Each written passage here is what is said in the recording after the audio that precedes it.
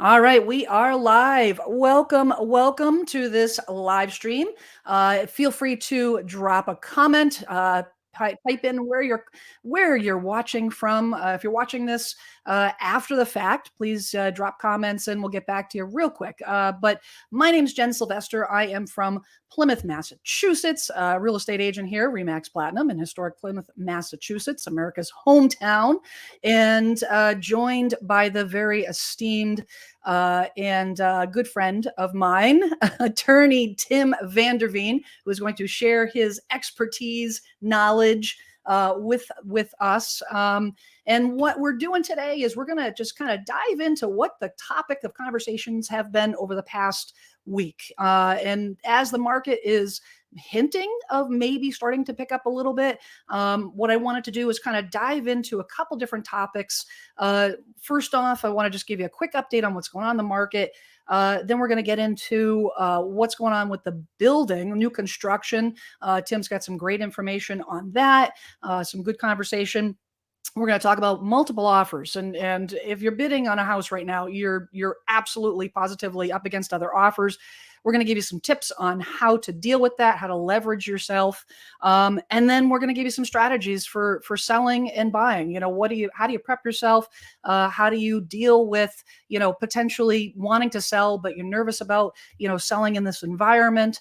So we're going to give you some tips and trips and tricks and strategies for that. So we'll get started. Tim, welcome. Do you have your beverage handy? I've got just water for me. I do. I have my water. I have my gallon jug of water somewhere. There you go. I'm gonna get in front of the camera though. Need it today. I actually have my window open in my office for the first time since last year, which is kind of nice. It's a sign of good things to come, I think, for the weather, hopefully. Bring it on. Bring spring on. Absolutely. Well, let's dive right in. So I just wanted to first off do a quick market update, and this, lately over the last year seems like Groundhog Day. It very, very similar information week to week. Last week to this week hasn't changed a ton. But if we look at from the big picture, if we look at Plymouth County, we can get the Plymouth County stats here, and we look at over the 5-year, history, 2018 to now. We're looking at right now we've got about 221 homes on the market total. It's all of Plymouth County, all the way up to Weymouth, out west. The Rochester, Middleborough, Lakeville area, all the way down to the Cape. I always look at the listings taken is a metric that I watch, because that kind of indicates how many houses are coming on the market. And, we're still lagging behind where we were last year in 2021. But that number's starting to creep up. If we jump over to, I wanted to just jump over to from a local standpoint, from, talk about what's going on specifically in Plymouth. I have a lot of my clients based out of Plymouth.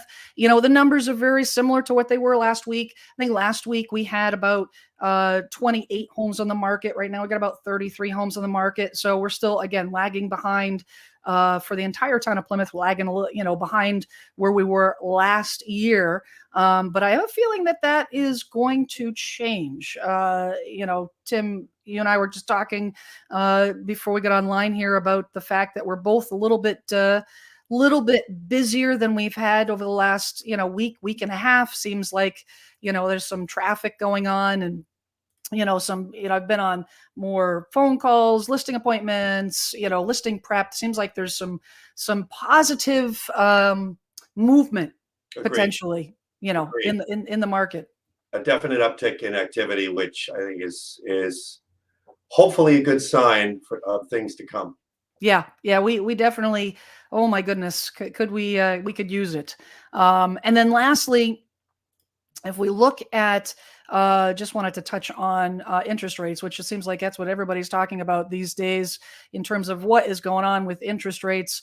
The interest rates were, very, very similar to where they were, last week. Looks like right now, somewhere in the vicinity of, 4.29,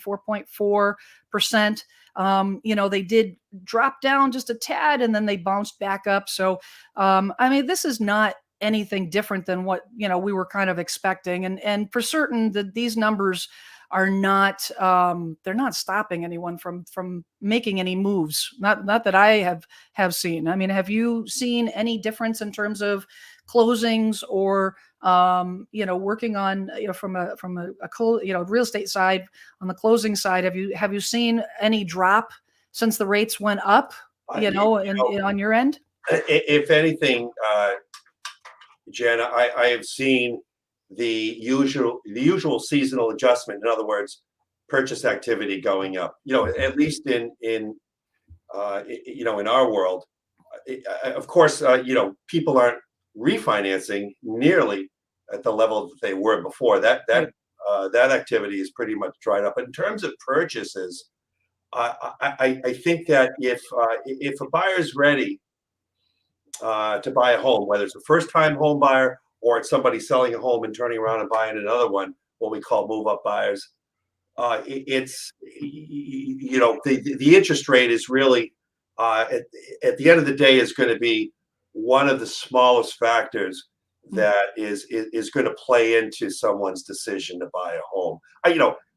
Again, we're talking about still historically low interest rates, so that's not to say that the interest rates jump up to some rate of yesteryear, 6, 7, 8% or higher. Yeah, Right. and that's going to obviously have an impact in buyer decisions. But right now, I am not seeing the slight rise in interest rates having an impact overall on buyer activity. Yeah, no, and I think that the 30-year average, correct me if I'm wrong, but the 30-year average is right around like 7.5%. So we're still well below what the historical average is.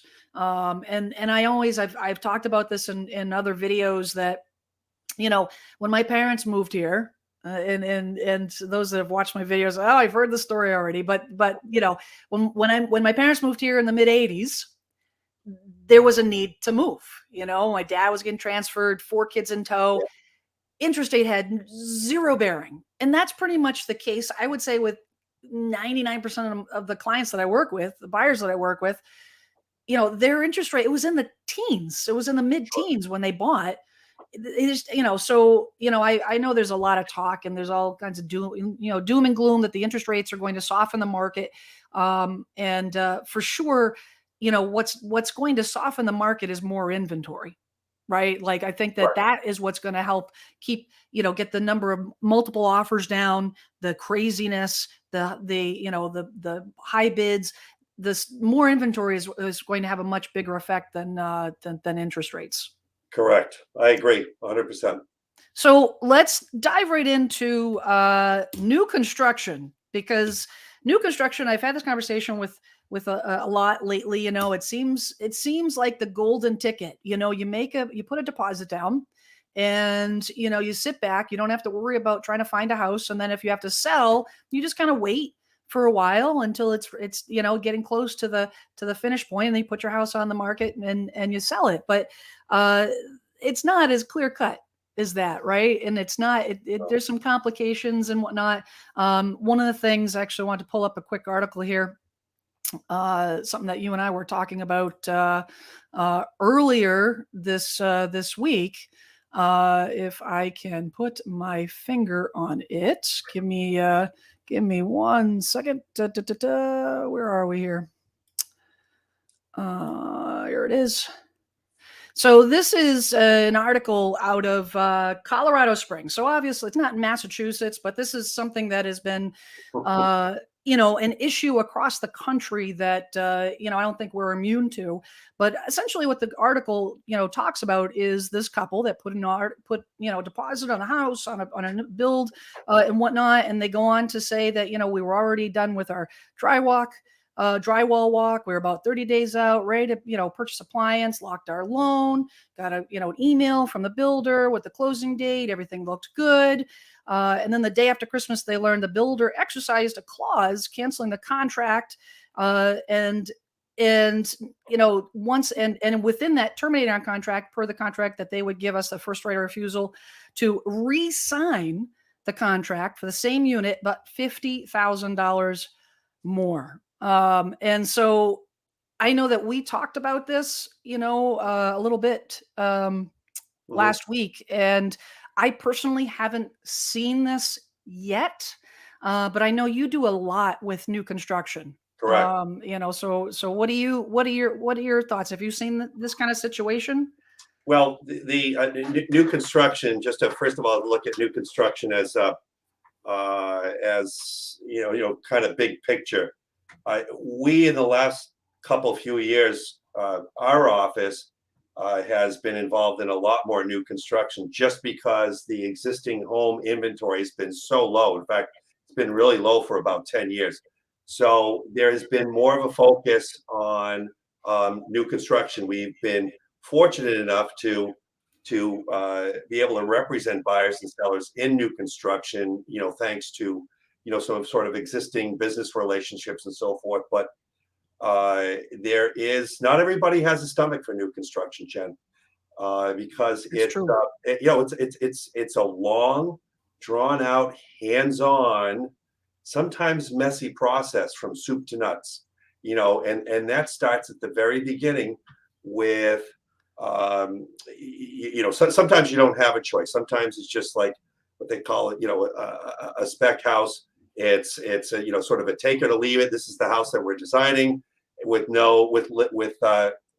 little or no options for the buyer to sort of select custom options, whether that's appliances or anything from paint colors to molding and things of that nature. So it's just like, we're going to build a builder just says, we're going to build a house, you take it or leave it. Most of the new construction we've been doing has a more flexible, the builders are being more flexible. And by the way, for good reason, because you're going to attract a wider pool of buyers by being flexible and allowing the buyers to really, in essence, build their own home. Right. And so we do see a lot of that. But again, that can be a nerve-wracking process. It is also, COVID has really caused some complications in the new construction process, particularly, and I think a lot of your viewers have probably heard about the supply chain issues with manufacturing and delivery of goods. And that has been particularly an issue in the construction world, and what it's done is it's caused delays in the build process. So the timeline from a purchase and sale agreement to completion of construction and closing is typically historically anywhere from 6 months for a really fast build but more typically 9 months to a year and a half, 2 years. COVID and the delays that it caused really stretched out that process, that time frame, in a lot of cases by months and months. And so what happens when the project takes longer to build? What's happening to the overall value of similar properties during that time frame? Right. They're ticking up and up and up. Right. But as those values are ticking up and up and up, while the finish line is getting pushed back for the builder and the buyer, incidentally, what's happening to the builder's profit? That's going Shrinking. that's going down. Not to mention, you've heard about recent inflation, but aside from inflation, the supply chain issues have caused prices to go up. So it's a bit of a double whammy. COVID has been, and so that's why you see a clause like you just posted for that Colorado transaction. By the way, number one, that's a clause I've never seen in all the years that I've been doing. I was going to ask you if what you're seeing now in terms of I know that they're not so much a cancellation clause, but an adjustment clause. I've seen that on contracts where, builders reserve the right to make an adjustment based on the cost of materials. And it's almost like a a credit card for the builder to say, you know what, if this costs me more, it's going to cost you more. So are you seeing that more as a, as a standard, Well, there is a standard, typically, there is, very often new construction contracts will have some modest wiggle room built into the pricing, but really, historically, purchase contracts, all just like a regular existing home purchase contract, all the terms are negotiated in advance, and right, so it's been historically up to the builder to essentially build uncertainty into the sale price, and so that's typically what's happened. Now, when COVID hit, there were some smaller builders out there, or I should say, builders of smaller projects that were especially hit hard. So, say you had a builder building a home for somebody as just on a single lot, and as a sort of a one-off, as opposed to a builder building a 50 home subdivision. There's a very COVID impacted those two builders very differently. right. The one-off single family home construction really took it on the chin much more than the large developer, because the large developer it had an opportunity to kind of change on the fly. Well, I'm noticing that they're taking these subdivisions, and if they have 50 units that they're approved for, they're not releasing No, 50 at one time. They're breaking no, it down into phases. So they might have 6 homes at a time, or 5, or small clusters, which gives them the opportunity to write their own ticket. So they can say, okay, phase 1 is going to be this price, and they anticipate phase 2 to be this price. But before phase 2 gets released, the pricing gets adjusted to meet where the market is, right? correct, So they can absorb that hit a little bit more and roll with it, which, correct, for correct. certain, I would say to people, if you're buying new construction, I think the underlying caution is, if you're buying new construction, buy it. It's a much safer bet to go with a subdivision builder. It's the bigger, I don't know if I say the bigger the better, but multiple units with the builder having that ability to absorb that cost is a safer hedge, I guess. Agreed, agreed. So new construction, there is still, even though a lot of the smaller builders have been able to, there's no surprises now, right? With supply chain and inflation and rising materials costs, there's no surprises now. So even the small builder is well aware that they have to either include a clause to allow for price inflation from the beginning to the end of the contract. Still again, that Colorado clause they still have not seen. That doesn't mean that there aren't builders out there locally that aren't doing that, but really more likely that now they'll be able to better assess, now that they have a good understanding of what the delays are going to be, to the extent they can, but a better idea than they did at the beginning of the process. They're going to know, have a better idea of what the time frame is for the build, and what type of price inflation is they're going to see in terms of supply chain delays and just straight up material cost increases. So they're building that one. So even the small builder can adjust better that way. My recommendation, though, to anybody contemplating buying new construction, whether it's a single family, home that's on a buildable lot that an owner subdivided and sold of an existing home, or it's a home in a large subdivision like Redbrook, for instance, Right. one of the large mixed-use communities, emerging mixed-use communities in Plymouth, which has been very popular. We could talk a little bit about that too, since we do a lot of work in there. But either way, my advice to buyers, and this is really crucial, is that you have an attorney look at that contract before you sign it. Now, it's things are going to move quickly, so my advice is that you line up an attorney. If you're thinking about buying new construction, line up an attorney to have them review the contract, because there's going to be a fairly short window between the time that you put that reservation deposit down and when that builder is going to expect you to sign that purchase contract. Sometimes it's only a few days. Right.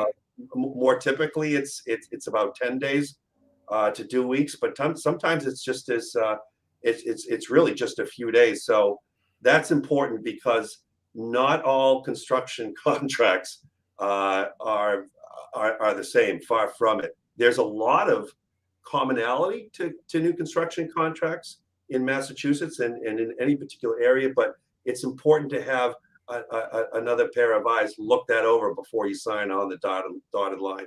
Yeah, I agree. And actually, I have actually put a deposit down on a piece of new construction today. So you were on my list to call tomorrow morning to get that process started. And Right. once I get the draft PNS from the listing agent, I will catch you in the loop and start the review process. But I couldn't agree with you more. I think it goes without saying, like nowadays, so different than when I first got in the business. It wasn't common for people to have attorneys involved, at that early stage process. Sometimes, it's the minimal involvement on the closing side. Now the norm is bring that attorney in to review the contracts, whether it's a pre-existing home or new construction. Bring that attorney in early to get their eyes on that verbiage, because as a real estate agent, I am technically, it's a violation of my licensee. I can't, I'm not allowed to practice. If I start into interpreting contracts, that's a violation of my license. So I'm not licensed as an attorney, so I can't interpret contracts. So I always say, have the experts in their field take a look at it, and that would be you, my friend. Jen, can I make one more suggestion before we leave new construction? And this is something that a lot of people don't consider if they're going to be looking at new construction. A lot of our buyers are sort of looking at both existing homes and then considering new construction. And then in that case, if and almost all of our buyers, what they do is before they start the buying process, they'll hire their own buyer's agent. We teach a lot of workshops and educational classes on, and this is one of the issues that we cover. And I want to talk about a larger issue. Anybody looking to buy needs to do a couple things before you go out there and really start visiting homes. Number one, if you're going to finance, you got to get pre-approved. Number two, Right. Find a realtor, hire that agent. And again, and there's different ways you could do that. You could go online, find one online. It could be a local friend or family, a referral from a friend or family member. It could even be a family member or friend. But in any event, have someone in your corner. You do not pay for the agent. The seller pays Right. both broker fees, and it's really one broker fee that's split between the two agents. Right. So it's such a misnomer for people. In fact, I had a client today who mentioned this, who thinks that there is this common misconception out there that if I just approach the listing agent, you get a better deal. I'm going to get a better deal because the listing agent will want to give us the deal since they don't have to split their commission. Folks, it does not work that way. Chances are multiple offers that agent is going to have to present multiple offers to the seller, and the seller is going to pick the best offer Regardless. regardless of whether the buyer has an agent or not. So I cannot stress enough, if you're buying, whether it's new construction or existing homes, first step you need to do, hire an agent, somebody that you're really comfortable with. Go with your gut. Make sure it's somebody seasoned, somebody that does it full time, not just a weekend warrior. And and have a heart-to-heart conversation. It's almost like a short-term marriage, because chances are you're going to be having late evening phone calls with that person through critical junctures of the transaction. So I cannot stress that enough. Even if you're thinking about new construction, get that agent first, then move forward. I don't have a dog in the fight, but I do need to advocate for my buyers. I tell them, get an agent. But look, I'm a real estate attorney. I wouldn't go make an offer on a property without an agent by my side. And I can, technically and know-how, I could probably, I could do all of those things, but I wouldn't be able to, I wouldn't know the right questions to ask. I wouldn't have the same sort of boots on the ground knowledge about the market, not just the state market or the town market, but that local market. And it's only an agent that will have that information. So I can't stress that enough. I'm going to get off my horse now. Well, I have two things I want to say about that. Number one, I'm going to put a link in the show notes after the video. I actually did a video, several videos about that. Okay, that I'll link down below in terms of just outlining the steps and what's important and why you need to do it and so on and so forth. What was the other thing I was going to say? I totally lost my train of thought. Lost my train of thought. There it goes, right out the window. We'll come back to it. It'll come back to me later, I'm sure. So it's tough getting older, Tim. Oh, tell me about it. If I didn't have everything written down, let me tell you something. And I should have just I wrote down link in the video, but I didn't write down my second thought, and shame on me. Because well, you know what? That's okay. It'll come back to you as soon as we finish the. Of course it will. Of course it will. So, okay. So somebody wants to buy. They want to buy new construction or a pre-existing home. So the next step is, making an offer, and that usually nowadays results in multiple offers. So I kind of wanted to dig into multiple offer situations. Tim, get your input on that. I wanted to share a metric which actually ties this article that I came across that ties into exactly what we were just talking about in terms of, and this was actually published yesterday from Fortune magazine. Housing markets key metric took an ugly turn for home buyers, and it goes on to talk about how the interest rates have risen and so forth, and the inventory challenges, and how Zillow reported that the inventory sank by 729,000 home listings in February. But if you scroll down, it actually goes into, how the housing inventory has shifted during the pandemic. And Massachusetts, little old Massachusetts, we're in the dark green area. So we're a significant deficit.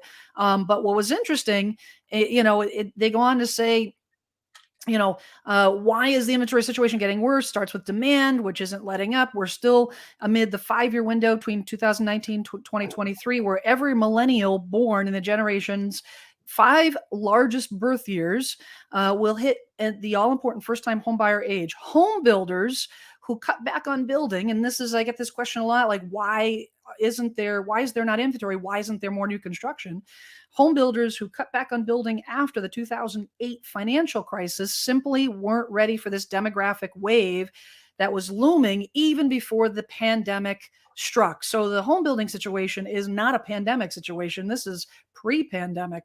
And then to make matters worse, home builders are now struggling to even fulfill contracts on time as the overwhelmed global supply chain continues to create delays and shortages for everything from garage doors and windows to framing lumber. So, it just kind of backs up what we were talking about, in terms of, what we're facing and why.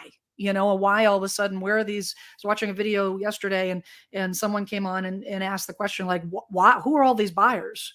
Why is there a short? Why is the inventory not enough to satisfy demand? And that's one of the reasons why. But if we get into multiple offer situations and essentially I kind of wanted to dig in specifically with you, because I get the question a lot about, like, what actually happens in a multiple offer situation. Can the seller negotiate with all the offers? What is the agent allowed to do? Can we find out what the other offers are? Which is, I get that question every single time, right? Like, in a perfect world. And I always say, well, if I found out what every offer was, that would mean every other buyer would know what every offer was. And then you're in a pickle, because this guy goes up $1 and this guy's up $1 and this, and it just, it gets kind of crazy. But, I wanted to, just pick your brain about, if you had anything to add about that, before we can dive into like, I know you wanted to get into like what the sellers can do, and then we can dive into like what the buyers can do Sure. to compete with these multiple offers. So, a couple things for the seller's perspective, and you're right, Jen. I've almost consistently, I'd say, even through the fall and the winter, there has been, if you're going to put your house in the market right now, unless there's something, you know, horribly wrong with it, or incredibly unusual, or it's way overpriced. Overpriced. Yep. You can expect to have a lot of activity on your property, meaning multiple offers. And that's just the world we live in right now. And so, of course, that's great for sellers and it's not great for buyers. Now, for sellers, uh, my recommendation, I'm going to sound like a broken record. Um, it's going to look, multiple offers. If you're a seller, it sounds wonderful, right? Options are always good. It's one of my favorite expressions, and that is true, and it's true in this case. However, when you do have options, you have to make sure that you make a sound decision, and you go with the best offer. Right. And most people assume incorrectly that the best offer is always the highest price tag, the highest, Correct. Which the is not highest, true. the highest offer. And in fact, oftentimes that is not true. And the reason for that is because there's a lot more to every offer than the sale price. Yeah, I had a situation. Sorry for interrupting, but I Oh, had a sure. situation. The property actually we closed with your office yesterday on.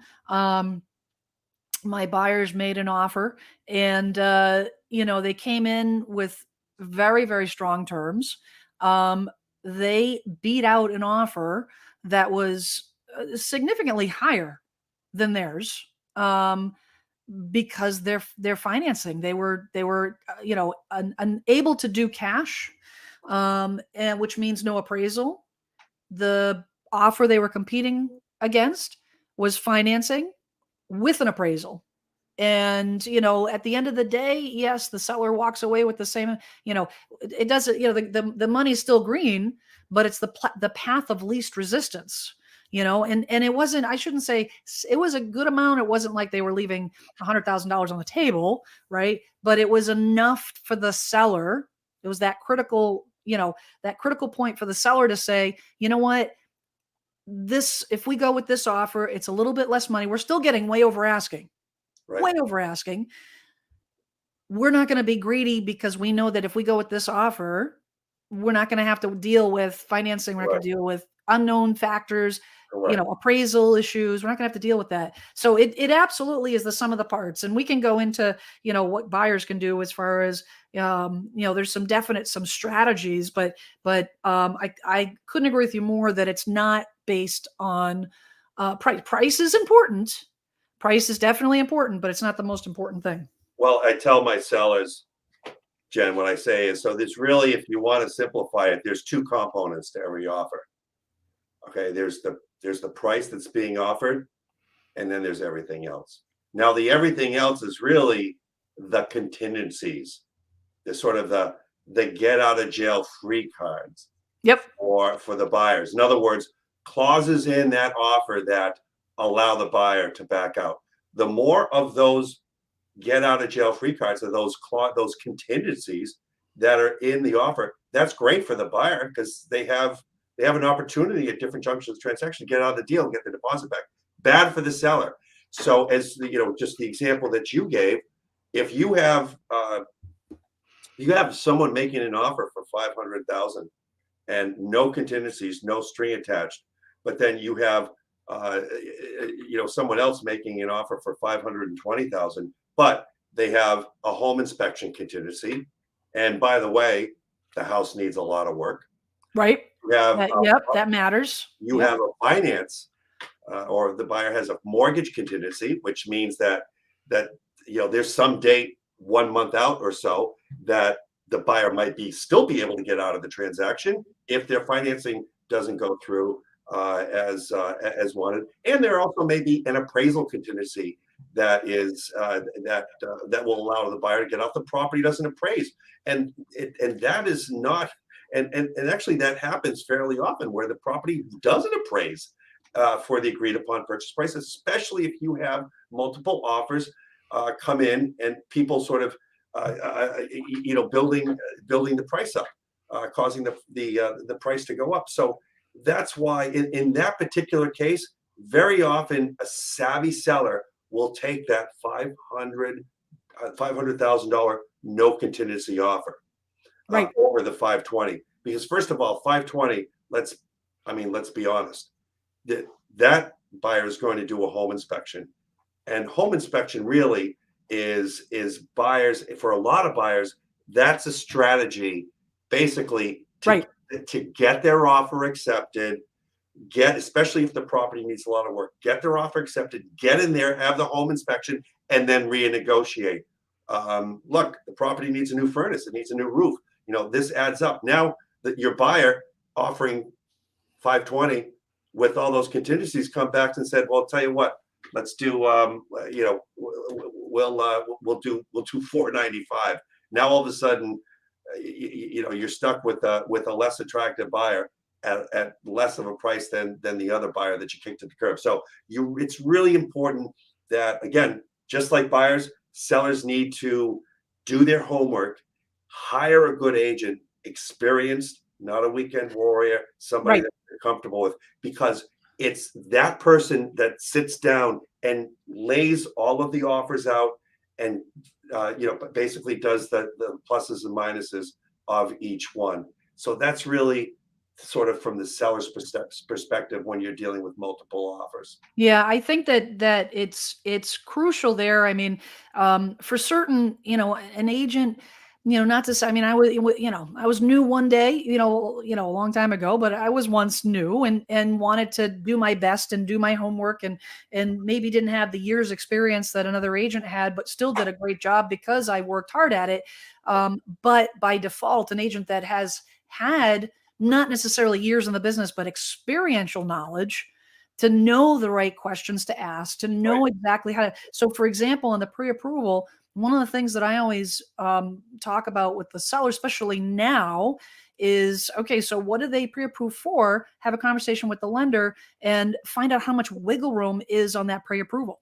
So, if Right. they make an offer 525, and I talk to the lender and say, "Yep, they're solid," I said, "Great. Can they buy more? How much more over 525? You don't have Right. to tell me the financials and so forth." The reason why we wanna know that is what happens if they don't lock their rate? Yep. And then all of a sudden the rates jump up a half a point, and that pushes their pre-approval now from 525 down to 500. And, It and, and and those are the things that we have to, you have a buyer who's got a pre-approval of 525, but they can afford 600, great. but But it makes a difference. You gotta look at every little. I always say, play devil's advocate, and I tell my clients, like, we got to find the holes. The Yep. offer may look good. We got to find the holes. How could this deal fall apart? Right. And you look at every little possible little outcome, and then we decide, is it possible or probable? There are a lot of things that are possible, right? Right. But then you look at like what's probable. Like that's reality. Like you could go through all day long and go into analysis paralysis and say, "Oh my God, anything could happen. The buyer could die the day before closing." And then the whole thing goes up and, so what do we need? We need like a physical to attach to the offer. Like, we don't want, that would be crazy. But you look at what's probable. It's like, Yeah. okay, well, if we've got a good lender, I know the lender, they're well pre-approved, yada, yada, yada, then it's the risk is lessened. And I think that's ultimately the goal. Jen, let me correct the record. I said, I know I've mentioned a couple times an experienced agent. That's not to say that an agent that's been in the business, fewer years, for only a few years, couldn't do an excellent job. The reason in this particular market where I say experienced is because you you really have to have a sort of a different level of expertise in this market. I couldn't Particularly, agree more. you brought up you brought up the question about asking wiggle room that the buyer might have to be able still be able to afford the property if the appraisal came under. An agent that's been practicing a year is for a short period of time isn't going to even have the necessary experience to ask a question like that. And until recently, agents didn't agents didn't have to ask We questions. didn't have to ask that. So Nope. it's just kind of the world we live in. So I just wanted to make that clarification. Yeah, no, I think that's great. That's great. So let's so now that we've punched all kinds of holes in the buyer's efforts to get their offer accepted, let's talk about what the buyers can do, right? Sure. And there are a ton of options. I have not in my 25 plus years have not seen as many creative offers as I've had over the last 2 years, like really creative, right? Some of it's kind of wonky, some of it's kind of fluffy, but some of it is clever, and I think, you know, before we get into, the different options, I think the first thing, and I would absolutely, and this kind of goes on the heels of what you were just talking about as far as getting an agent that is local, getting an agent that and that I stress that. I make it a practice, I live in Plymouth. I work out of Plymouth. I cover pretty much all of the touch towns, Plymouth County area, and that I've been practicing in this area. And I know the area. When I have agents, I'm working with agents that are outside the area. Yep. They Hmm. just Great. don't know. They just don't know the area. They don't know the players. They don't know the agents. And why that's important is one of the first things that I do when I'm representing a buyer is when we see a property and they decide we want to make an offer, the first thing I do is I call the listing agent. Right. I can't tell you how many times I call the agent and the agent's response is, Jen, I've received X amount of offers and you're the only one to call. And the reason I call is not to butter them up and try to get information Right. out of, inappropriate, like try to get like secret information. The reason is I want to know what's important to the seller. Right. I want to know, is it closing as soon as possible? Is it getting the highest price? They'll wait 5 months. They don't care. They want to get the highest price. Is it subject to suitable housing? Maybe they got to find something. And so Right. they're willing to take a lower offer if the buyer will give them 6 months to find suitable housing. Right. Like, Yep. what are the hot buttons for that particular seller? And if we don't know that, we can't structure the offer to its greatest strengths, right? So I would say that would be the first thing that I would make sure that that a buyer's agent has to be able to do is communicate with the listing agent. But once Know they your do that, know your audience is what you're saying, Jen. Know your audience. know your audience. You're submitting an offer. Do your homework. Find out exactly what is what their needs are, and to the extent you can, tailor your contract and your terms to the seller's needs. That's a great strategy. It's amazing how you're right. How many agents don't do that? Well, it's laziness. I'll be honest. I'm going to be very candid. I honestly think that agents have like and I don't want to put down the younger agents. I don't want to put because there are a ton of great newer agents coming into this market, but a lot of them just don't have they think that it's easy. You write the offer. If it gets accepted, great. If not, we'll go on to the next one. You just write it. Just keep on just send it to you digital signing and then you're done. It's like, well, no, back in my day, Right. like I was reminiscing with another agent the other day. It's like back in my day, there was no DocuSign. It was we got the offer, we made an appointment with the seller and the seller's agent. We sat in front of the seller, we presented the offer, we went out in the car, waited for the seller to make a decision and maybe go back in and have more, you know what I mean? Like there was more effort. There's Yep. more communication. So I think that that's important, in terms of, like you said, knowing your audience. But so say, okay, so fast forward, the agent has called. We know it's important. So now we're going to craft the offer. So there's a number of things that the buyers can do. The first thing is, waiving the contingencies. I'm not a huge fan of putting buyers at risk. Right. And I think it's a measured risk. Like every buyer is going to be different. All of these things are not going to apply to everybody. You got to assess your tolerance to risk and how much you can take, right? But and from from a legal standpoint, I know attorneys typically you guys don't like to waive any contingencies because you're very risk averse, right? Well, you know what? We get paid to be risk averse. That's right. That's right. That's Cautious. right. Cautious. So let's talk about the when waiving contingencies. Obviously, on the financing side, obviously if you're a cash buyer, waiving the financing contingencies, there's different things that you can attach, which with the appraisal and financing go hand in hand, right? So regardless of the amount that you're financing, the bank's going to do an appraisal. However, there are things there's strategies to that you can attach to the offer, to help strengthen your offer in terms of the potential appraisal gap, right? So if there's the offer comes in and the offers for 525, list price is 500, and the appraisal comes in and the appraisal is only at 500, then the buyer can potentially cover that difference for the 25,000. Otherwise, they're going to be denied on the mortgage and walk away. Do you have anything that you want to add about the appraisal gap? Yes. All right. So first of all, we've talked about it. The main contingencies are going to be, the inspection, the mortgage or the finance contingency, and the appraisal contingency. Now, the finance and the appraisal contingency are really tied together, and in this market, you almost never see an appraisal contingency unless there's no activity on a property.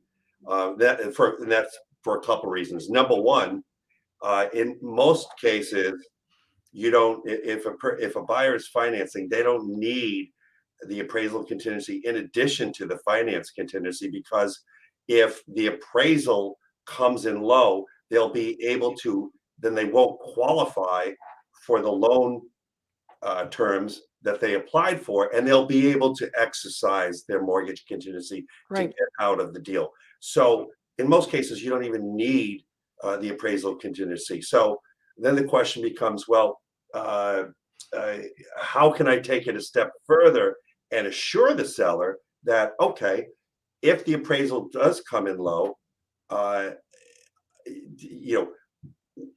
we the buyers will agree that even though we could exercise our finance contingency, get out of the deal, we're not going to do it. So say some typical language for a buyer trying to put their best foot forward. The buyer might say is similar to what you just said, that the buyer will agree to cover any difference up to $25,000 below the purchase. If the appraisal comes in under, the buyer agrees to cover agrees to make up the difference with their own money for up to $25,000 if it appraises up to $25,000 below the sale price. Now, what that means, just a little background, a bank lends on the lower of two numbers. A bank will lend on the lower of the sale price and the appraised value. So if the appraised value comes in below the sale price, the bank is going to lend on the appraised value, which means now all of a sudden the buyer has to make up that difference with their own money. And so by that language that you and I just talked about assures the seller that the buyer is going to step in if the appraisal comes in low, cover the difference, and keep the transaction moving forward. So that's a great strategy for buyers to do if they need to keep that finance contingency in there. Yeah, and I think that it's important that the buyers talk, have a clear understanding on their financing situation in terms of what they can and can't do with their financing, with their down payment. Because if you're not doing 20%, if you're doing less than 20%, if you're at 20%, you're planning to put 20% down, you don't want to back into PMI. So you're not going to take money out of that 20% deposit. But if you're putting less than 20% down, then you might say, well, you put in the offer, I will cover, up to 25,000, towards the appraisal gap if necessary. And if that happens, then the strategy will be, it doesn't necessarily mean like, oh my gosh, do I have to have another 25,000 on top of my down payment? It might be that you decide, well, I'm just going to take $25,000 out of my down payment, raise the financing amount to cover it, right? You put less of a down payment, raise the financing amount, to free up that cash. And the reality of it is, I mean, even at these interest rates, you're talking for every $10,000, it's only about $40 a month.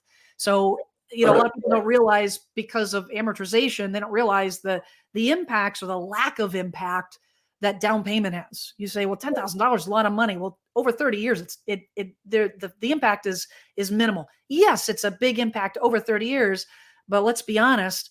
What are the chances of someone staying in a house for 30 years, and actually paying off that mortgage in its entirety? Almost never happens. No, well, I'll be honest. I might be the exception to the rule. I've been in my house 22 years. I can't even believe that I'm here for 22 years. And now I'm like, you know what? My kids, I got one in college, one in high school. There's no sense of me moving until they're both out of college. Like, Right.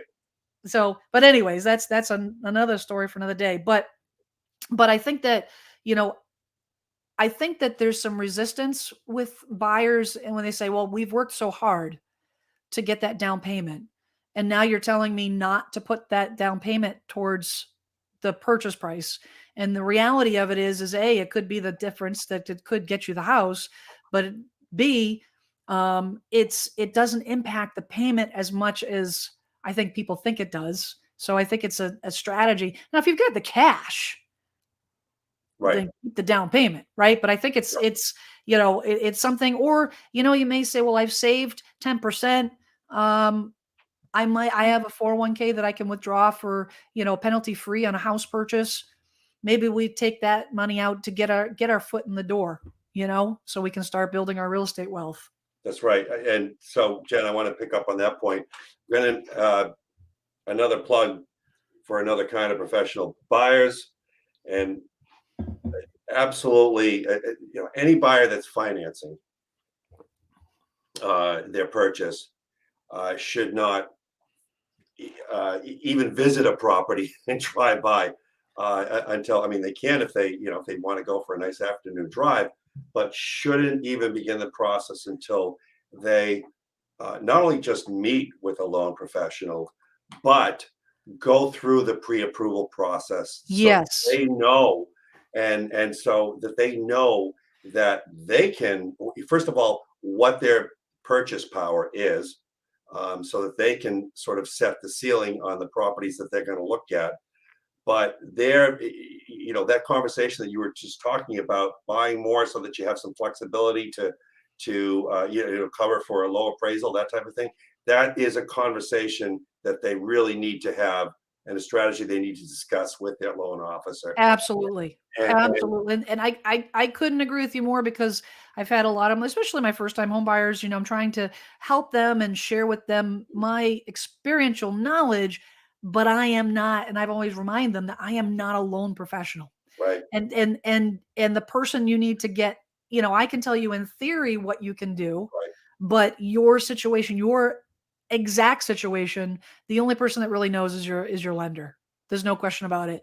To be honest, I won't even meet with a client at a property until they're pre-approved nowadays. And honestly, it's in fairness to them, because they show up at a property and, they decide that they've fallen in love with it. They want to make a go out of it. You can't get a full solid pre-approval in 24 hours. And I'm talking, W-2s reviewed and tax returns and like a real pre-approval, that a lender can stand behind. It takes days, It does. Not only that, it's a very practical reason for that advice, and that is a listing agent.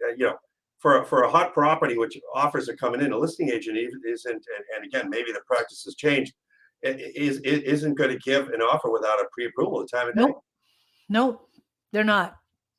And a good listing agent will call the lenders of Very the important. top the top offers. They're going to call the lenders to find out, how well qualified they are, how much, like we are talking about before, how much wiggle room they have, how far in the process have they gotten. Mhm. Is it like a simple phone call, or is it something, is it an online pre-approval, or did you actually talk to somebody?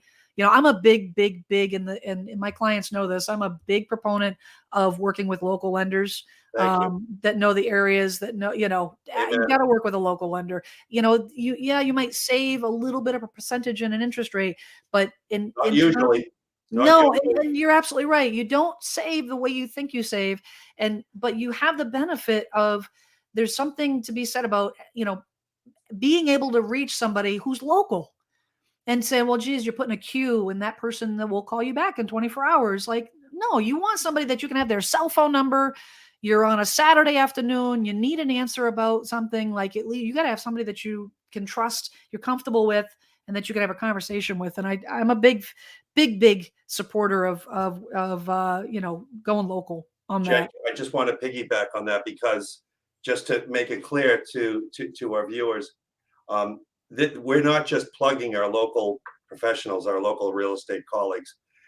This is Massachusetts, has is our conveyancing practices, our real estate practices are really different from almost any other state.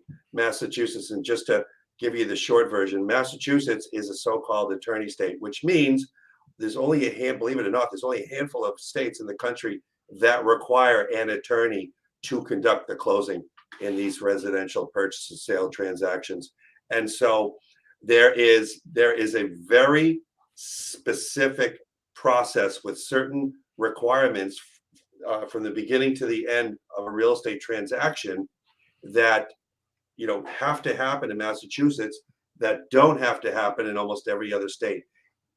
These online out-of-state lenders are not aware, and almost and more often than not have uh, a hard time accommodating to the unique ways that we do business in Massachusetts. And I've seen it time and time again that this can either in some cases cause the transaction to blow up altogether Yep. because the lender can't meet the deadlines of the transaction, or cause it to get delayed with possible additional out-of-pocket expense to the buyer. So at a minimum, it usually results in a last-minute fire drill in the days leading up to the closing because they are not familiar with Massachusetts procedures. So I cannot stress that enough. Find a local guy from a local lender or a local bank, and there's a lot of them out there, and we got a lot of good ones locally. So Yeah, I amen to that. I think that's well said. Thank you for that, because I think that's super important. Um, the other thing I wanted to touch on as far as what buyers can do is, on the inspection side. Had this come up yesterday on an offer. As an agent representing my buyer, I will never advise that they waive the inspection. People that know me, my clients know that that's just how I believe that the buyers are entitled. I think the buyer should have an inspection, mhm, unless the house is, you know, 2 years old, 3 years old, and the buyers are not risk adverse, right? They're going into a situation where they can roll with, the property's in pristine condition. They can roll with whatever's, that they might come across. They've got, the reserves to deal with that. Even then it makes me nervous. They sure. should have it. The trend to be competitive is to waive the home inspection. Yep. Okay. So it's not the I wanted to bring it up and talk a little bit about it, because it doesn't have to be a this or that. It doesn't have to be yes inspection or no inspection. There are some strategies that you can go, like, meet in the middle. Mhm. So, one of the strategies that I've used is a minimum repair amount. So you say, okay, I'm going to do a home inspection, but the cost of the repairs the buyer will only ask for repairs exceeding $2,000, $5,000, and to let the seller know that they're not going to nitpick the small stuff. They're really, really, the purpose of the inspection at that point is to educate themselves about the house and safeguard in case there's a major issue, right? Sure. What they call health and safety issues, right? Health and safety. And because the one thing that I always have conversations, and it still amazes me that the general is just the general feeling, the general understanding of the process with buyers. The purpose of the home inspection, and this is so important to know, the purpose of the home inspection is not to create a punch list of repairs for the seller. Period. Like, the purpose of the home inspection is to educate you, as the buyer, so you know what you're buying, and then you decide what the pressure points are. I can't tell you how many times I get this. We have the inspection, and then the buyers, a day later, send me this laundry list. Oh, we need a GFCI in this room, and we need this little thing fixed, and that little thing fixed, and that little thing, and there's a time and place for that if the seller is willing to play ball, but normally that's not what's happening now. And the sellers don't have to do anything. They're not obligated to do anything. In this market, most sellers will laugh at that laundry list. Absolutely. And go on to the next buyer.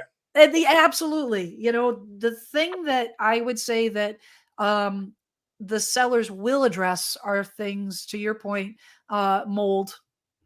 9 times I would say that most of the time when mold comes up, the sellers address it, either through repair or credit, remediation or credit, that type of thing. But, I had a client, we looked at a house, it had a big crack in the foundation. And I said, well, the crack is visible. We can see the crack. It's very obvious the crack's there. So let's assume that the seller is selling it as is. Like, we're not, the whole goal would be to not have a home inspection and then go back to the seller and say, you got to fix the crack. So no. You make the offer assuming that it is what it is, right? It is what it is. So, did you want to add anything on inspection or any other creative things that you have seen? Yeah, well, I've seen sometimes I've seen a buyer with the help of their agent say something like simply, just to underscore that the home inspection is really just for buyers' informational purposes only, and we will not ask for repairs. We reserve the right to back out if we find that the house is about to fall down. There's something really, really wrong, but we're not here to fool around. The home inspection is just so that we can confirm that there's nothing really wrong here, because we want to move forward. We want to buy. Now, if you're going to take that strategy, then don't turn around and ask for repairs, though, because then thank you. You know what? That's number one. You lose credibility.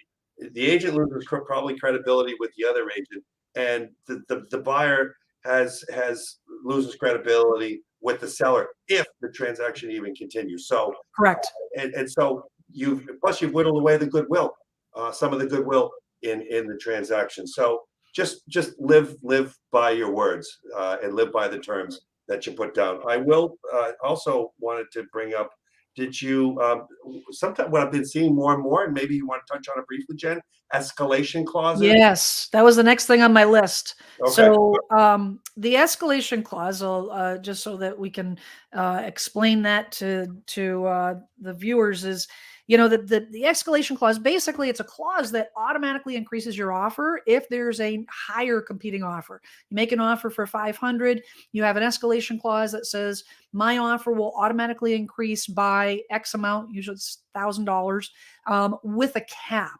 So if the cap is 525 and another offer comes in at 510, then without any calls, without any approvals, your offer automatically goes to 511. This strategy we're seeing a lot, which is backfiring, because if you have 2, 3, 4, 5 different escalation clauses, right, it's a big cycle. So oftentimes what we're seeing is we do an escalation clause in the beginning, and like the actually the transaction we closed on yesterday was an escalation clause situation, Okay. but there was only two that had escalation Right. clauses. When there's multiple, the seller will put the brake. Oftentimes, will just put the brakes on and say, you know what, everybody, remove all the escalation clauses and just give me your highest and best offer, Yeah. be and done with it. You tell me what you tell me that your max is 525. You give me an offer of 525, Right. and then I'll evaluate all the different offers. I wanted to make a side note on that. Is one of the things I always tell my buyer clients is don't assume that the seller will come back with highest and best.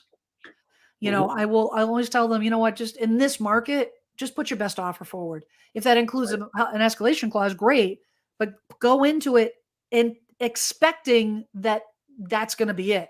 Because Right. very often the seller will just I made an offer yesterday. There were 16 offers. That was it.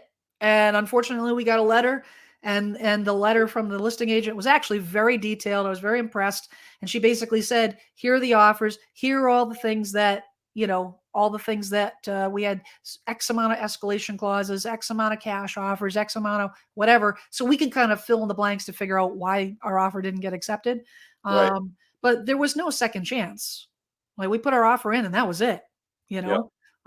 But what are your thoughts on escalation clauses? Do you have anything to add on those? Well, I would just say that it can be effective. I'm seeing more and more of my buyers come in with their successful offers, having included an escalation clause in their offer more and more. My understanding, and again, I'm not, as the attorney, I'm not involved in that phase of the transaction, but I've been told that sometimes, in addition uh, to the negatives that you already pointed out with escalation clauses, that sometimes it can turn it can turn a seller off, and Yes, or even or the listing agent off, and they would prefer just for the buyer just to give their best offer. Sometimes a seller might uh, sort of take that escalation clause as, playing games. If you're going to give, that's they true. their interpretation might say, well, if you're going to have an escalation clause that we're going to, that please accept our bid for $1,000 more than the next than any higher price up to a cap, then you know what, just give me your highest and best offer now. Right, So I right. think sometimes in from my understanding, an escalation clause is a double-edged sword and can backfire. Yeah, it's not the holy grail. Yep. Because I completely 100% agree. I've seen that happen. I've seen it happen to the benefit of the buyer. The one that closed yesterday, that was a benefit. But I've been on the other side too, Sure. where the seller just got irritated. He says, "Well, if you're willing to go another 20,000, why Right. why are you playing games? Why Right. why are you trying to do this? Just give me your best offer." Well, like, what's and sometimes the agents will do that. They'll say, "You know what? Just, it's down to the top 4. Give me, just give us, take away the escalation clause. Just give us whatever your best That's offer the final. offer is." And then, and the thing is too is, we don't know what all the other buyers are offering. No. So it could be that we're the only one with the escalation clause. Mhm. Doesn't matter. We just have to go by the direction that we're given. Yeah. So, before we move on to which I wanted to talk about, spend a little bit of time on strategies for selling and buying, which is a bottleneck right now, and I hopefully we can educate some folks as far as the options that they have. Did you have anything else to add about multiple offer situations before we move on? I didn't, but I would love to dig into strategies for selling and buying, because I've done a lot of research on this. In my opinion, people who are selling and then turning around and also buying a property, or thinking about doing that and deciding not to because of the low inventory and the difficulty they know they're going to have in purchasing a property. I think it is quite possibly the biggest reason why we have this persistently low inventory, because it really is a vicious cycle. People who are thinking of selling and then need to turn around and buy a property are just finding it easier because of this crazy low inventory market. Yep. They would rather just stay where they are, sit put, and just and watch their bank account go up, watch their net worth go up Right. as the value of their home goes up. And I think really, and this is largely probably, Jen, for better or for worse, people in our age range who have lived in in their That's like the 30 something range, right? Just to be right, clear. right. It's exactly Okay, the just to be clear. 28 to 32 folks Yes. Yes, age sir. range. But that really is, I think so. That's why, if we could, yeah, let's take a few minutes and talk about strategies on how that can help people increase their likelihood of success of actually being able to sell and buy, and either at the same time or close, or close in proximity. Yeah, so I was doing some research um earlier this week and came across well, earlier today I was doing some research and came across this article that popped up this morning. So I just wanted to share this article because Lawrence Yun, who's the National Association of Realtors chief economist, commented, which, whenever he makes a comment on something, you kind of sit up and listen. So Sure. there was this article, 5 trends that affect buying and selling in, a house in 2022, and what's, pertinent with this article, getting into the segue of what we're talking about, is what happens if the seller decides to wait. And so this article kind of, he goes into saying that, if you're looking for some relief in a crowded and competitive housing market in 2022, there may be hope in sight with more housing inventory to hit the market, like we were talking about earlier at the beginning of the call.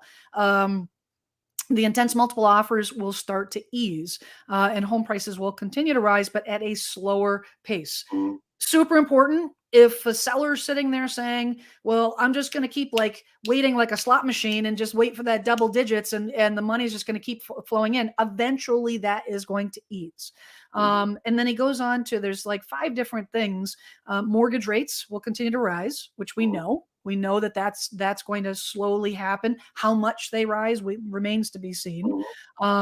Buyer demand and competition will decline, which stands to reason, right? The more inventory you have on, the less competition you're going to have with buyers. It says 2022 will bring more balance to the housing market, but don't expect a buyer's market. Super important. Just more selection, less frenzy, slower price growth. This is, I think, important to know from a standpoint of fear that the sellers may have about not Mhm. able to find something, right? So super, super important. Home valuation, number 3, will slow from a record pace. Now, this goes on to say that the NAR survey of over 20 economic and housing experts predict that the annual median home prices would increase by 5.7%, far less than the previous year. That remains to be seen. Right. Every day I wake up and there's a different prediction, right? You hear 10% here, 5%, 22%, 16%. We'll see. I think it will gradually taper. I really do believe that, but we'll see if that 5%, 5.7% will actually come to fruition. New home. This is interesting. I thought this was very interesting. New home construction will increase. Mike, I don't know, I'll probably butcher Frantantoni, chief economist at the Mortgage Bankers Association, sees the supply shortage starting to ease in 2022, leading to additional inventory hitting the market. Home builders will have more success overcoming current building material shortages and should be able to increase the pace of construction to meet the sizable demand for buying. Mm. super encouraging. Yep. Again, more inventory. And then, real estate investors will continue buying. Mm. Um, Daniel Hale, chief economist at Realtor.com, as home prices and rents rose in 2021, real estate investors continue to be net buyers for single family homes. 2022, investors will continue to see solid returns from their investments in housing market. She says 2022 will be an excellent opportunity to receive high yields given the solid demand and projected rising rents. And I think that's huge. Speaking to a different market, because I wanted to, like I said, talk more about, the sellers more so than the first time home buyers or rental, those moving from rentals to home ownership. But I think that, if we have a jumping off point, I think that we would both agree that one of the bottlenecks, like we were just talking about, one of the bottlenecks for not doing this is the fear of Mm. not being able to find something, the fear of maybe missing out on money, the fear of, not having options. Right. I've had the conversation with a lot of sellers, and they're like, well, we don't want to sell because we don't know where we're going. And Mm. what I would say to that, and I know we're going to dive into this as far as like, there's essentially three strategies, right? You know, buy first, sell second, Yep. suitable housing contingency, Sure. and then the lease back, sell and then do a lease back, which is probably the least popular option, out of the three. Um, the buy first, sell second obviously is going to appeal to a smaller contingent, right? I would say, I wouldn't say smaller, but a specific contingent, which I Sure. don't think is the reason for the bottleneck. I think the second option with people with the home subject to seller finding suitable housing is that's the contingencies that's going to help ease this bottleneck, right? To say that you don't have to sell your house, you're not going to be homeless Right. because we're going to make sure we put a home purchase contingency in there. And because the buyers are so eager and willing to be creative, and that's probably something we could have added into that multiple offer situation, something that we should have touched on, but we can talk about it right now, is what can a buyer do? Again, going back to that initial Right. conversation with, okay, what, would the buyers, the listing agents call and say, what can my buyers do? As a listing agent, when I have a seller that needs to find something, the first thing I say is the most important thing is time. Hmm. Give me time. And so if a buyer makes an offer and says, we'll give you this amount of money, and oh, by the way, we're going to give you 6 months, game Right. over. Now you're not tied in. And it's important. I always tell sellers, like, that's not a guaranteed 6 months. If something happens and the market dries up, Right. you can get out of the contract. You don't have to move. You don't have to sell Right. if you can't find something, Right. you know? Right. It only requires you to make a good faith effort to find on the part of the seller to find another home. Right. That's all it does. So, Absolutely. Absolutely. yeah, no, I agree with that. Those are three really key strategies, Jen. In I think that people should consider who are selling, looking to sell, and then buy, because really it's that dynamic which is causing the bottleneck and one of the huge factors in causing this persistently low inventory. Now, the buy first, sell second strategy, of course it's the reverse order, which most people are accustomed to. I'll sell my house and then I'll turn around and I'll buy another one. And hopefully we can line up the closing days, because for one thing, we need to do it that way because I need those sale proceeds Right. to buy my home. Now, so the people that absolutely have to have those sale proceeds, in order to buy another property, the buy first, sell second strategy doesn't work for them. Really, the buy first, sell strategy are for folks that financially are able to carry two properties for a short period of time. Or Because even a homeowner that, say, has a very low outstanding mortgage. you Yep. know, on the Sure. property, and you know, so their outstanding mortgage is inconsequential, so that, you know, and they're in a financial position to be able to take a mortgage on the next property, like you said, short term, so Mhm. that you know, there's no prepayment. I think that, what is it, 6 months they have to hold the mortgage before you can pay it off. Is it Yeah, 6 months typically, normally? yep, yep, typically, yep. Yeah. So you get the mortgage for 6 months, then you put the house on the market, you sell the house, Mhm. pay off. If you have an existing mortgage, great. If not, that's fine too.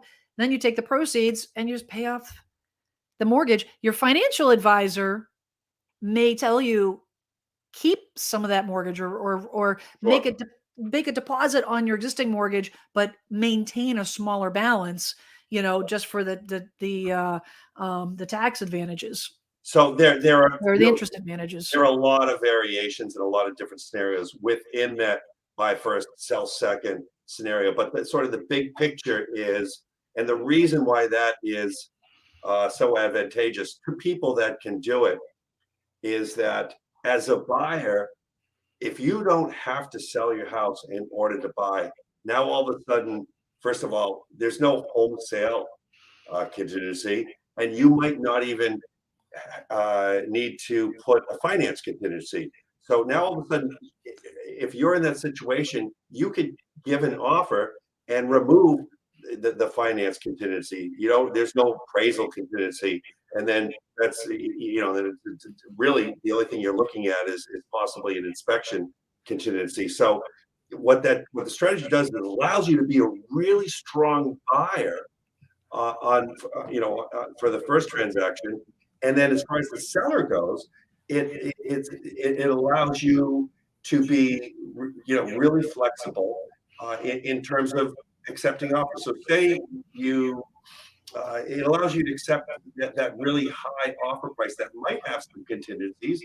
But since your sale isn't tied to your purchase price, you have the flexibility to move that closing date for your sale around, since Right. transactions aren't tied to each other. So it allows you to be a stronger buyer, but it also gives you more flexibility as a seller to accept an offer that you might not otherwise have accepted because it didn't fit in your rigid time frame that you would otherwise, that would be required if you had to close the two properties or you had to sell first and then buy second.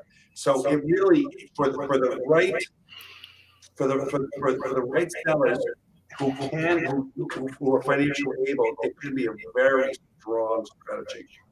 Absolutely. And I think it's, you know, it's not a one size fits all approach. But I think that and I think it's safe to say that there's a strategy out there, regardless of what your situation is. There's a strategy. And certain strategies are going to give you more pressure points than others. You know, like, you know, if you have a client that's looking for a very, very specific type of home, and they're able to do the first strategy of buying first, sell second, Right. that's ideal situation, because the perfect home that they're looking for may not come up for 6 months, 9 months. You know, there's no, Exactly. you know, but if on the flip side, and I've got several clients that are, you know, move up buyers, they're move up sellers. And, you know, they said, Jen, you know, we're flexible on the style, we're flexible on the condition, we're flexible. We just need more space. Right. I feel very confident that and if they're not in a situation where they can buy and then sell. So now we do the subject to seller finding suitable housing. Yes, they're going to have to make an offer with that home sale contingency. And they may have to make several offers, right? It's not Right. always a one shot deal. But as long as they've got a buyer in the queue for their sale, Right. and, you know, that is flexible, then they can, you know, we can go through the motions of, okay, well, we made an offer. You know, it's never subject to you.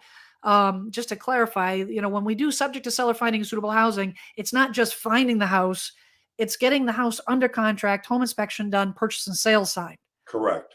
That satisfies the contingency, because things fall apart, home inspections blow up, like things, you know, you don't want to get into a situation where you make an offer and then that deal falls apart, but now you're subject to seller finding suitable housing contingency is gone.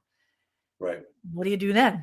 So we want, you make sure that all those I's are dotted before you can and move forward. And it's not without risk. I mean, anything you do in real estate, and we talked about this, the other day is when you're selling and you're buying, um, there's risk attached to real estate regardless. Like there's no way to 100% make it, bulletproof, Right. right? But there's a difference between probable and possible, Right. right? You know, It- anything's possible. that's right. If I could just also follow up on your point, Jen, on the suitable home contingency. So the suitable home contingency is a great tool for sellers. Include that in the contract.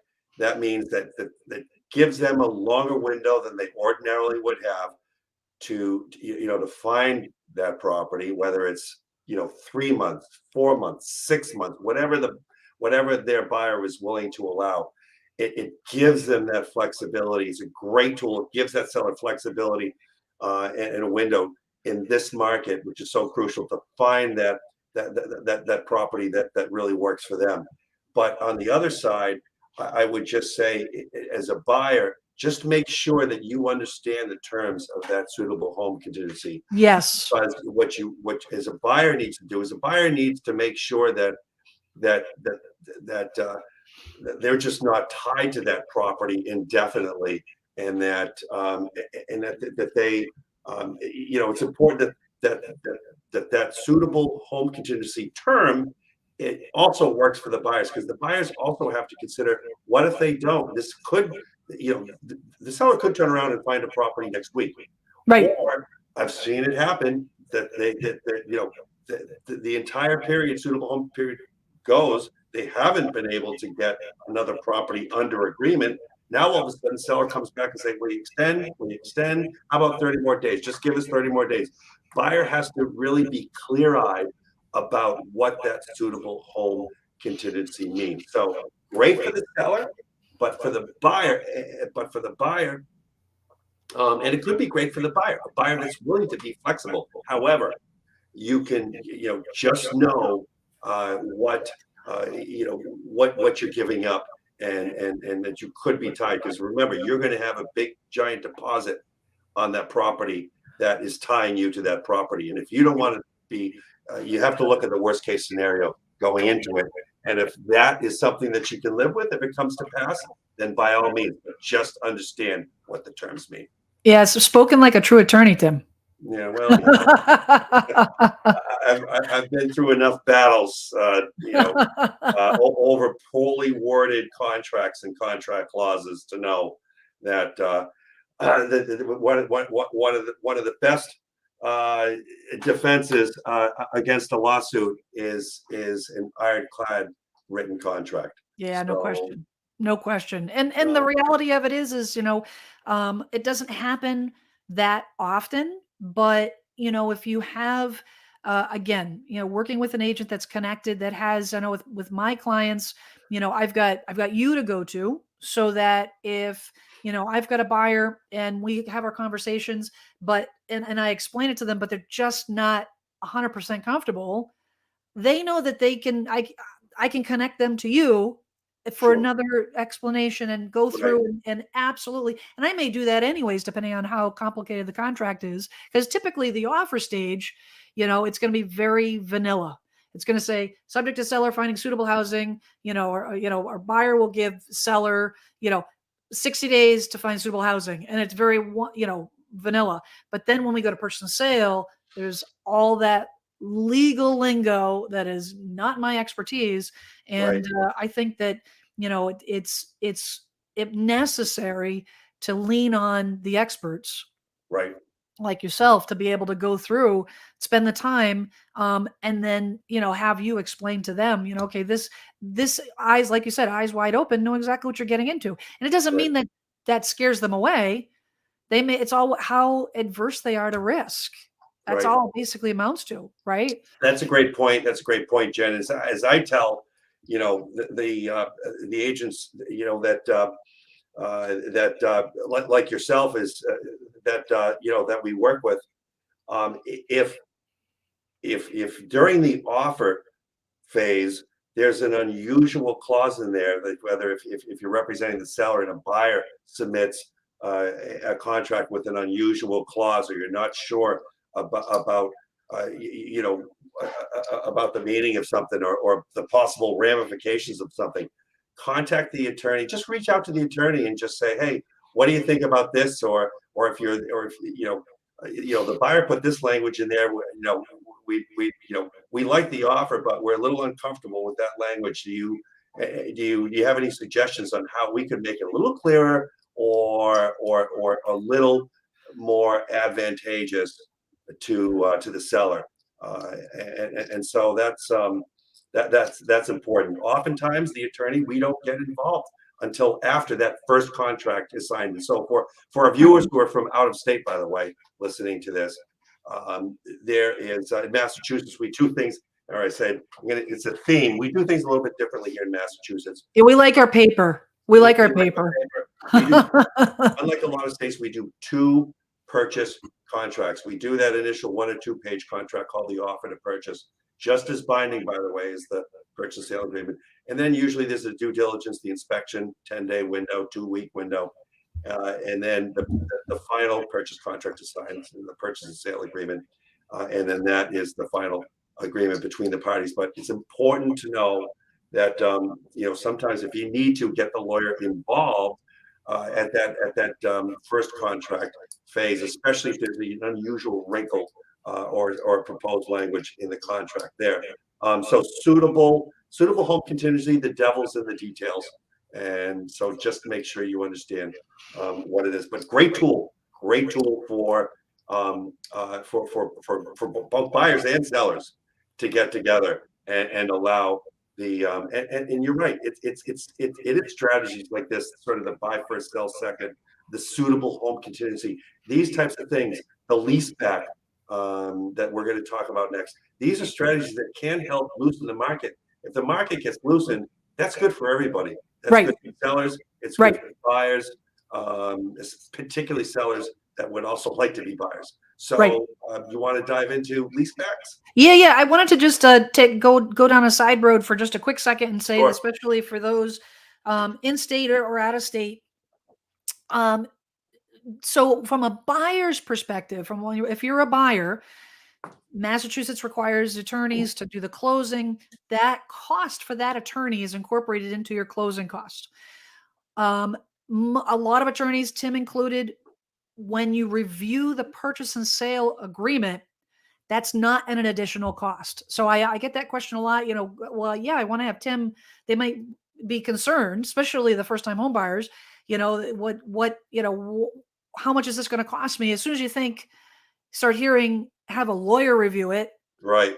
How much, you know what I mean? How much is this going to cost? And I always tell them it doesn't cost you anything. Now, if it gets crazy, and there's all these different contracts and weird situations, right? Then that's a different story. But I'm talking about typical, contract review, whether it be offer, which is not as common, mostly on the purchase and sale agreement. That cost is part of your closing cost, which is included in your total closing cost when you close. And that number is disclosed to you upfront per federal law. They have to do a truth in lending statement when you do your pre-approval. So you know what the number is going to be going forward, so that you're not going to be all of a sudden surprised when there's an extra $1,200 on your closing cost. That's just not going to happen. Correct. So I just wanted to add that in there, because it sounds great, but it some people might say not understand the process that, these are just like as a buyer's agent, I don't charge my buyers. People say, well, how much do I owe you? You don't right now anyways. Right now, the law may change eventually, but right now the buyers don't pay me. So, let's go ahead and take the reins with, because I personally, the use and occupancy, I have not done a lot of during pandemic. Before pandemic, I did a little bit of that, not a ton, to be perfectly transparent. Usually the attorneys put the kibosh on the use and occupancy because they tell the seller clients, don't do it.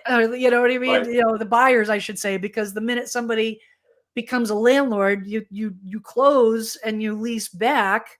Now that buyer becomes the owner, and they're Yep. the landlord for the person that for the seller. And in Correct. Massachusetts, the tenants have a ton of protection and a ton of rights, right? So that can be a little True. scary. So, but Yes. what are your thoughts on that option? Because that is Sure. definitely another option. Sure. So just to back up a little bit, so a lease back or a use and occupancy, those terms are used interchangeably. This is a strategy just like sort of the buy first, sell second, or the suitable home contingency. It's a way to give the seller more time to find a property. Someone who's selling and then has to turn around and sell. So the way it works is, buyer puts in an offer, and seller says, "Look, we love the offer, but we need to buy a place and we need to find a place, and in this market, you know how that is. Uh, Yep. how would you feel about us, seller, leasing the property back from you after the closing for a predetermined period of time? We'll pay some rent. The sort of the rent will be agreed upon. The terms of the property costs, the allocation of property costs, property taxes, utilities, etc. That will all be allocated, and that way, we can close in a normal period of time, and then while you buyer, or while we seller, while we're leasing back the property, we're going to continue to look for our home and hopefully come under an agreement. Or there may be a situation where they already have a property under agreement, but that closing time is out in the distance. So that's another situation where a lease back agreement could be advantageous. Couple limitations with this lease back arrangement.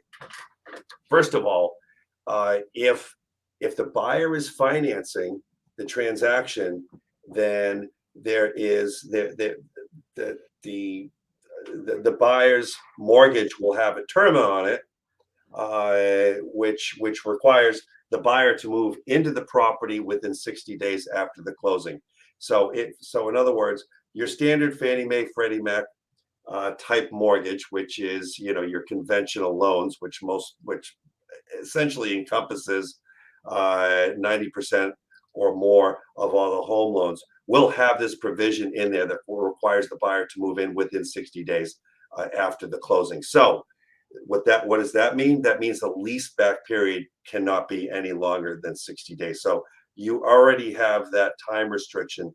You could have it. So right there's a huge difference between that and the suitable home contingency, where you're not confined by the terms of a mortgage. So you could have the parties can set the term of their suitable home contingency for longer than 60 days, for whatever term that both sides can live with. So it's kind of a great short-term option where the seller just needs a little more time to get out of the property, and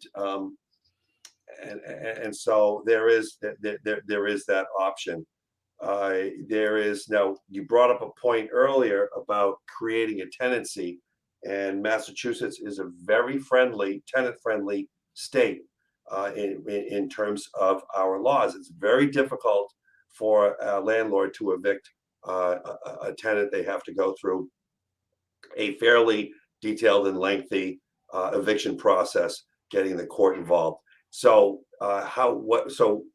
to avoid that prospect, we will include, first of all, we won't call it a lease back. We won't put the word lease in there, because that will denote a lease agreement and a landlord-tenant relationship. Yes, Instead, correct. Yep. we use the term of art, use and occupancy agreement. And in the use and occupancy agreement, we include a term that says this is not a lease, and there's no tenancy created by this agreement, i.e., you're not a tenant, I'm not a landlord, and so you don't have the protections of that of a tenant. In this case, this is just a convenient arrangement for two parties who are selling and buying a property. So that's important to know. But otherwise, it's really it can be a very useful option to give to give the seller some more flexibility to, for instance, find a property, but it's limited to 60 days. Gotcha. Yeah, no, and just as a side note, um, the buyer can charge the seller. It's not, and the use and occupancy is not a um, tenant landlord agreement, but there Correct. can be compensation. And there usually is. I mean, especially if if it's for a couple months, and usually that will be. If you have a cash buyer, then you're not restricted, and there's no mortgage. You're not restricted by that 60-day limit. So I've also seen use and occupancy or lease back agreements for several months, and in that case, you're likely to see a rental payment. It's not a rental payment though. Right. It's a It's just a compensation. use and occupancy fee. That's it. Yeah, and I That's it. think that, the thing that I always, from my viewpoint, with the market the way it is, in the sense that we're in an appreciating market, I would think that the use case for this type of situation is when the seller has already secured a property. So, in other words, they're not Mhm. going to sell their property and negotiate a use and occupancy for 2 months, hoping that they'll find another property. This is a use case for, they put their property under agreement. They have a couple months. Maybe it's a combination of both suitable housing and use and occupancy, where Right, they take a couple months. They found the property that they want to buy. The closing date doesn't match up with their closing date. So now we bring in the use and occupancy, right? They say, great point. well, I have it under contract. It's definitely happening, but we can't close until, for a certain period of time. Great point. You're right. You're absolutely right. They're typically used for different reasons. You're right. Usually, the use and occupancy is used when seller does have something else lined up. It's very often that's the case, or one way or the other. Whereas a suitable home contingency, that can be open ended. That allows the seller won't in all likelihood have anything lined up in that case. Well, and I think that the benefit for the buyer in a situation like that is, if we look at the interest rates, what the interest rates are doing. So if we get a property under contract and the seller wants to close on this property that is, 2 months out, and the buyer's rate lock is going to expire, Hmm. the buyer may say, I can't, and it usually applies when the buyers are, they don't have to move in. So there's no conflict there. It's a first time home buyer, or Right. they're buying a second home, Hmm. or whatever, what have you, or they're doing the buy first, sell second strategy. And Right. so they may say, you know what, we want to close sooner than later because we want to lose our rate, and we don't want our rate to go up 0.5%. Right. So we're going to close sooner and let the seller stay and close later so that we don't lose our rate. Right. Right. The sellers stay on. They lease back the property until such time as they close on their other property, or or their Florida home, which is being built, is ready. For instance, Yep. that's another scenario you might see. So yeah, those are all situations where you'd see use of occupancy or lease back provision. Awesome. Awesome. As we wrap up here, do you have, gosh, we covered so much. I really appreciate you taking time out of your busy day to sit and chat, Tim, because I always enjoy our conversations. And was there anything else before we wrap up shop here that you wanted to hit on, mention, or anything like that? I think we pretty much covered almost everything. Was there anything else that you can think of that And I'm just looking now at all my bullet points that I wanted to hit, and we hit them all. I love organization. You know that's my favorite. Yeah. Well, I wanted to just, wrap this up by sharing your contact information. Let me just do a quick screen share here. So I want to make sure that people know how to get to you. Yes. So they can go to vanderveenlaw Yes. dot I'm a com. cranberry farmer too, Yes. Jen. What's that? I'm a cranberry farmer too. Yeah, there we As you- go. And you've got a great team. I mean, you've got Barbara Emerson, who is your other real estate attorney, who is fabulous.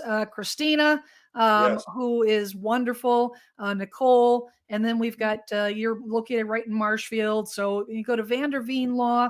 I'll have all of Tim's information linked in the show notes, so you can feel free to give him a call or shoot him an email, or just do the old fashioned way and drop in and say hello. Right off the highway. Feel free. We're not, we welcome unannounced guests. That's fine. That's perfect. Perfect. Awesome. Well, Tim, thanks so much. I really appreciate it. And if anybody has any questions for Tim, by all means, drop your questions in the comments. I do monitor the comments on a daily basis, so we'll get back to your question in a very short amount of time. Again, I will also link the video for getting ready for buying and the preparation process to get yourself ready to compete in the proper way. As you're getting into handling this market. So make sure you check on that. And Tim, it was a pleasure. Jen, it's a real pleasure. If I could also say that, I really appreciate this opportunity. And we're both kind of real estate nerds. We could talk all day about this, but as as a real estate office, real estate is all we do. We've worked with probably over the years hundreds of agents in our transaction. We appreciate being able to work with you in your office because of your attention to detail. We know that our clients are always in great hands, and that you really do cover all the bases, and you've been doing it for quite a while with a ton of experience. And so Well, we really do technically, since I appreciate was 5 years old, because I'm technically in my 40s, right? So, it. That's right. But thanks, Jen. Really appreciate it. all right. Thank you so much for watching, and we'll see you soon. Thank you.